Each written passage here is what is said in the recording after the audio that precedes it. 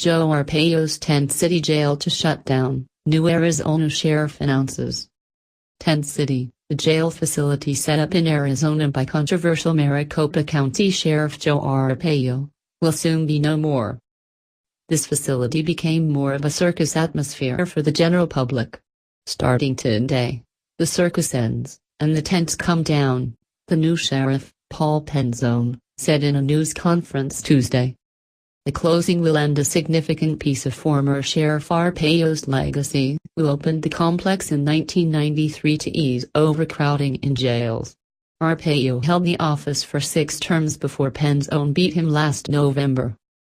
When the facility first opened, Arpaio said the jail would have strict guidelines, including banning items such as cigarettes, having prisoners wear striped uniforms and living in tents. Penzone now cites the high maintenance cost and lack of empirical evidence that the complex reduces crime as reasons for the closing. The cost relates to the decline in inmates at Tent City in recent years.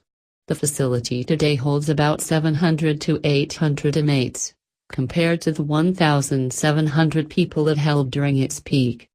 The number of staff has remained the same. Shutting the facility down could save an estimated $4.5 million for the county, according to the sheriff's office. It's still unclear what the facility will be used for in the future, Fox 10 Phoenix reported. Penzone plans to close Tent City within 6 months.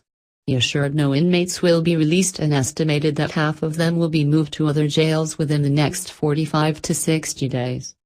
One tradition started by Arpaio, making inmates wear pink underwear, has already been slowly phased out.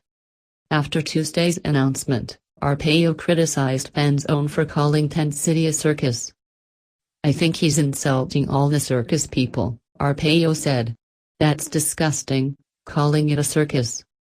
The complex has had its share of incidents and controversies, and was the site of 2 riots.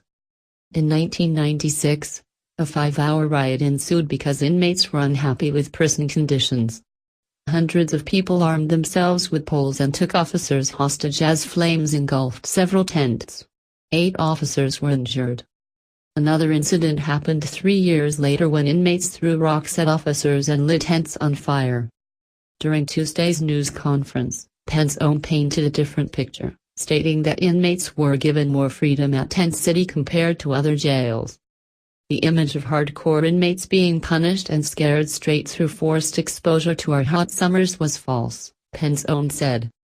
All inmates could opt to stay in air-conditioned areas and their medical condition and fitness for tense detention was constantly monitored. The Arizona Court of Appeals raised concerns about the security of the facility during a 2002 decision on a case involving an inmate. The court said the flaps on the tents could be easily lifted, giving inmates the freedom to roam. It also noted the flow of contraband such as drugs, knives, lighters and cigarettes into the facility.